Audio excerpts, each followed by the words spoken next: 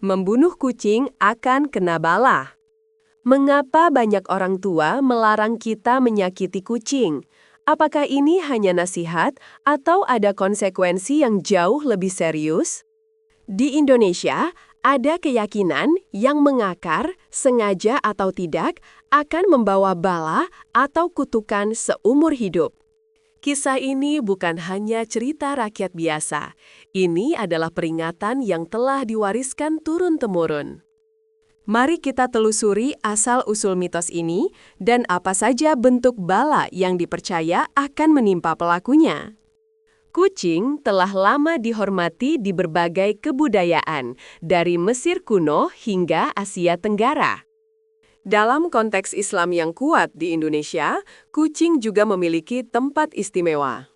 Terutama kisah Muezza, kucing kesayangan Nabi Muhammad SAW yang meningkatkan status kucing di mata umat Muslim. Mitos ini kemudian berpadu dengan kepercayaan animisme dan dinamisme lokal.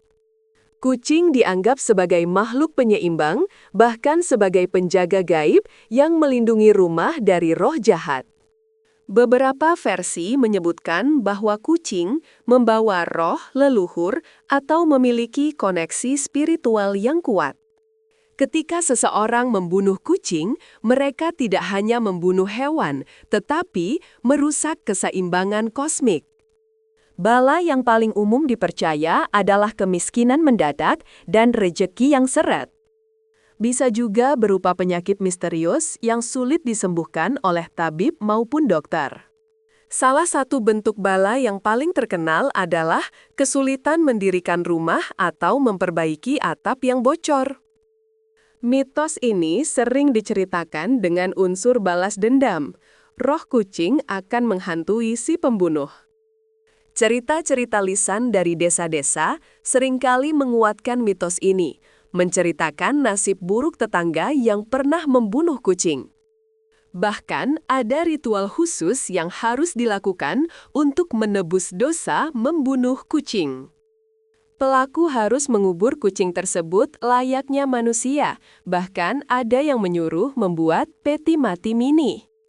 Tujuan ritual ini adalah untuk mengembalikan keseimbangan dan memohon maaf kepada roh kucing. Namun, di era modern, tentu saja mitos ini menghadapi keraguan dan tantangan rasional. Secara psikologis, mitos ini berfungsi sebagai alat kontrol sosial yang kuat. Inti utamanya adalah menanamkan rasa empati dan larangan menyakiti makhluk yang lebih lemah. Terlepas dari benar atau tidaknya kutukan, membunuh hewan yang tidak bersalah adalah tindakan yang tidak etis.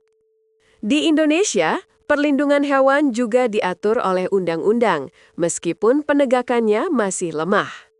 Para rasionalis berpendapat, nasib buruk yang menimpa pembunuh kucing seringkali hanya kebetulan atau efek dari perilaku buruk lain. Mitos berfungsi untuk memberikan penjelasan sederhana atas penderitaan yang kompleks yang sulit dijelaskan.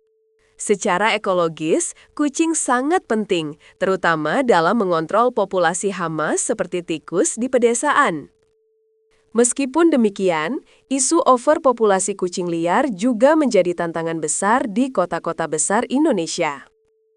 Mitos ini juga harus mendorong kepemilikan hewan peliharaan yang bertanggung jawab, termasuk sterilisasi dan perawatan. Namun, kita tidak bisa mengabaikan kekuatan spiritual yang dipegang teguh oleh masyarakat adat dan tradisional. Di beberapa wilayah, kucing dipandang sebagai pembawa pesan dari dimensi lain, makhluk perbatasan antara dunia nyata dan gaib. Bagaimana jika pembunuhan kucing itu terjadi karena membela diri dari penyakit menular atau serangan berbahaya? Mitos ini cenderung menyamaratakan semua kasus, padahal niat di balik tindakan adalah faktor penting yang harus diperhitungkan. Pada akhirnya, terlepas dari kebenaran logis, keyakinan ini membentuk perilaku sosial kita terhadap hewan dan lingkungan. Jadi, apakah bala itu nyata? Mitos ini adalah peraturan spiritual yang dirancang untuk mendorong kebaikan dan mencegah kekejaman tanpa perlu hukum tertulis. Mungkin kutukan yang sesungguhnya bukanlah nasib buruk finansial, tetapi beban moral karena merusak kehidupan yang tidak bersalah. Jika kita memperlakukan semua makhluk dengan kasih sayang, maka bala tidak akan pernah singgah di hidup kita. Filosofi hidup Indonesia selalu mengajarkan keramahan dan harmoni, tidak hanya kepada manusia, tetapi juga kepada alam dan isinya. Hormati makhluk hidup, jaga keseimbangan alam, itu adalah kewajiban moral kita. Setiap tindakan memiliki konsekuensi, entah itu secara fisik, moral, atau spiritual, cepat atau lambat. Mitos ini mengingatkan kita bahwa kebaikan dan belas kasihan adalah investasi terbaik untuk kedamaian hidup.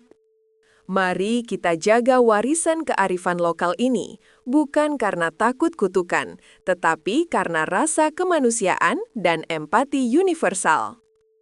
Kebaikan atau kutukan?